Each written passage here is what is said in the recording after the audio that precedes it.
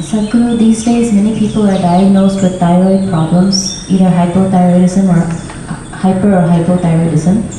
Even though we are consuming iodized salt, still thyroid problems are prevalent. What is the cause of the increase in these problems? Is it stress related, like diabetes or hypertension?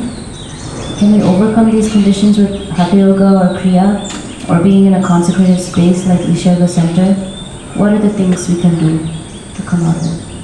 I think a whole lot of people have come out of it with hatha yoga practice, no question about it. Being in a consecrated place definitely adds to it. But this pretty widespread manifestation of thyroid imbalance. So we must understand this.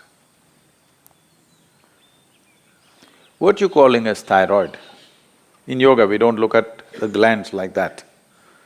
But medically, what you're calling as thyroid is that secretion within you which is trying to calibrate your system on a daily basis. It's just calibrating how much digestion should happen, how much energy should be produced, how much fat should be produced, how much muscle should be built, everything. It's trying to calibrate your physical structure.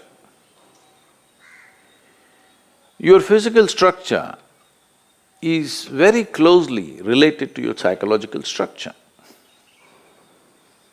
Today, there is substantial evidence to show you that if you sit here and think of the mountain, your glandular function will happen in a certain way. If you think about a tiger, it'll happen another way. You think about an ocean, it'll happen another way. You think of a man or a woman, it'll happen another way. Just a thought, nothing. No contact with mountain, no contact with tiger, no contact with man, woman or ocean. Just a thought will fluctuate the glandular function. I'm saying that is how fine the system is, that it is trying to calibrate everything to keep you in a good place. The problem with you is, you need a bullock cart because you are the missing link. You need a bullock cart, but they gave you a fine spaceship. Every little thing will do a world of things. Simply if you touch it, go boom, waves of stuff happening in the system. Simply if you look like this and make one conclusion about the tree, this will go into many varieties of chemical and other kinds of variations. Glandular functions will change. Wherever you may be, whether you're in Mumbai or New York or London, wherever, just look at the situation in which you're walking. Maybe socially you've gotten used to those things, but look at the kind of atmosphere you're walking in, the number of things that are happening, none of them are conducive for this life. You might have gotten adjusted to it. Maybe now you can't live out of those cities, that's another matter. But the life that you are is not seeking that kind of atmosphere. So the number of variations that are happening within you are not in your favor. Glandular dysfunction is just one manifestation. A very highly calibrated function of glandular function, one thing is the thyroid. It's easily noticeable. The first thing, your physiological and psychological parameters get thrown off a bit simply because disturbance. And another dimension is what's the disturbance that's happening from within you, your own psychological patterns. Another dimension of disturbance is what kind of food is getting into you. There is no way you can eat anything today which is not chemically infested. If you're eating very organic food, it's little organic chemicals they're using. It's come to that place. It's very difficult to eat something that's just grown in the wild forest, you can pluck out something and eat. That's very, very little, not even a small percentage of people are capable of eating that anymore. It's all from the marketplace. And what goes into the marketplace is all about more, not about what. And also this, in this country, all these things are gone now, don't worry. My grandmother, every day the vegetable seller, they used to come home with a basket. Just then in the morning they would have plucked, by 7:38 they're at the doorstep. When they come, and she will look at this, when she wants to buy it, she won't allow the vegetable seller to touch the vegetables. They plucked and brought it. It's fresh, just now it's come off the plant. But if it has to go into the balance or if she has to choose 1, 2, 3, 4 like this, she won't let them touch it. You don't touch my vegetables.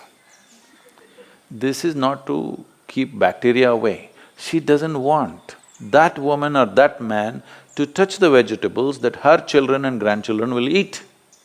She will touch it in a certain way. She will fondle it, she'll caress it, she'll look at it like this, and then she will cut it and make it. Don't think this is all funny. If all these things are missing in your life, you have to take pills to manage your glandular function, and there is no way by popping a pill you can get it into balance, you can suppress it. You cannot get it into proper balance, no way, because every day it's different, every moment it's different. This is calibration, a very active calibration that's happening. You kill it and just take a pill and somehow manage. You are a little dysfunctional machine. With this dysfunctional machine will manifest in so many ways, and you will only know it when you stretch it. When you're living with minimal stuff, it won't show up. It's like this. See, even if you have a flat tire on your car, at 20 kilometers you can drive home, Some things will crack up, some things will tear up, but still you can drive.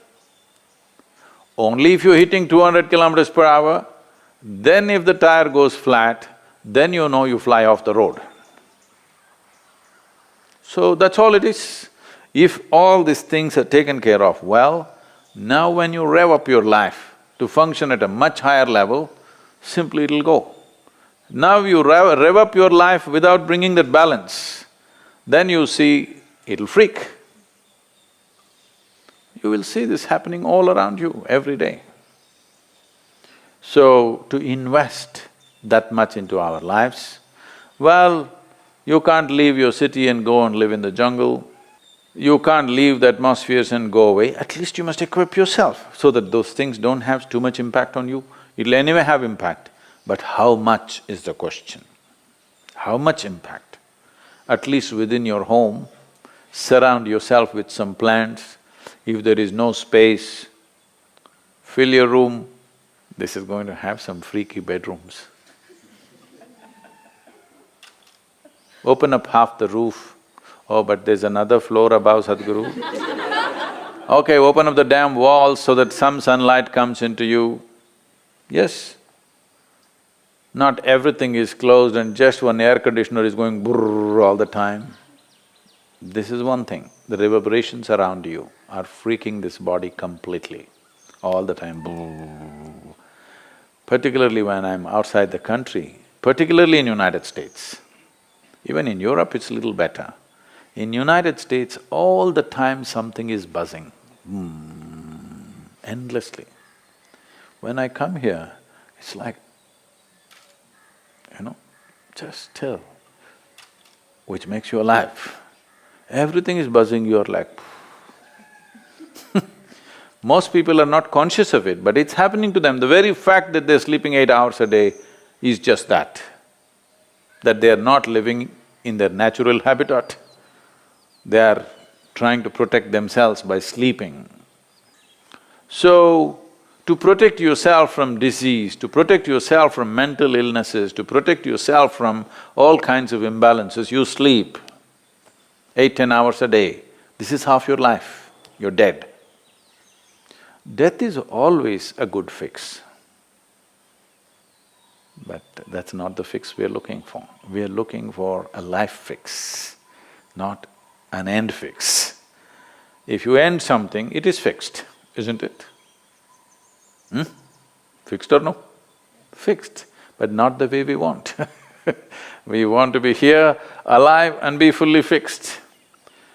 So if this has to happen, you can. I know you may look freaky, even I will think you're freaky. But you can bring some plant life into place where you sleep. When you walk, you must always be conscious of the life other than human life. Most people are not even conscious of the human beings, so I'm reminding you, you must be conscious of everything that is alive. A tree, a plant, a blade of grass, a grasshopper hopping, and the people that you don't like are passing by. All kinds of things. You must be alive to everything. Don't need to do any, oh, I love the tree. You don't have to love the tree. You have to be nourished by it. That's the only way to live. You like it or not, it's nourishing you right now. Consciously, if you do it, everything will work better. Something as simple as being alive to everything around you, indiscriminately, may regularize your thyroid problems. Of course, morning hatha yoga is there, kriyas are there, all these things will definitely help, and the consecrated, powerfully consecrated spaces are there. Many things. One of the main reasons is human beings are becoming less and less active as technology grows. In a day, on an average human being, how much activity, physical activity they used to perform in the past, previous generations of people, and how much physical activity all of us are performing right now is abysmally low. With such a low level of activity, keeping the balance in the system is difficult. So little imbalance, don't go to bed. If you feel little imbalanced, you must jump into activity. Wherever activity is happening with some vigor and joy, you must jump into that activity and do more and more of it if you're feeling sick. Really. Because the moment you go back, you're empowering that. Well, if you're very ill, that's a different thing. But otherwise, you must… we are talking about essentially glandular dysfunction of various kinds. Activity is a simple solution for everything. And don't make activity, for those of you in New York, I'm telling you, don't make activity, you have that health band on your thing. 10 steps, 12 steps. Don't do this, that's not the way to do activity, you may get more sick by doing that. Simply, joyfully doing something. Being joyfully alive. Activity is, if you do not know how to sit here and be exuberantly alive, just go and play. Play a game, run around simply. Just imitate the grasshopper when you're walking. Try. Why not? You never did this? This is the problem with you. When you go now, I want to see you because you're going to walk on the grass. You better grow like a grasshopper. Chuk, chuk, chuk, chuk, chuk. You will see how much aliveness will happen with you. Essentially, your fundamental problem is you have become bloody serious about your life.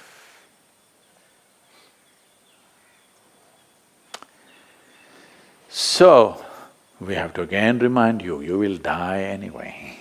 Don't be so serious about it because it'll get over in no time.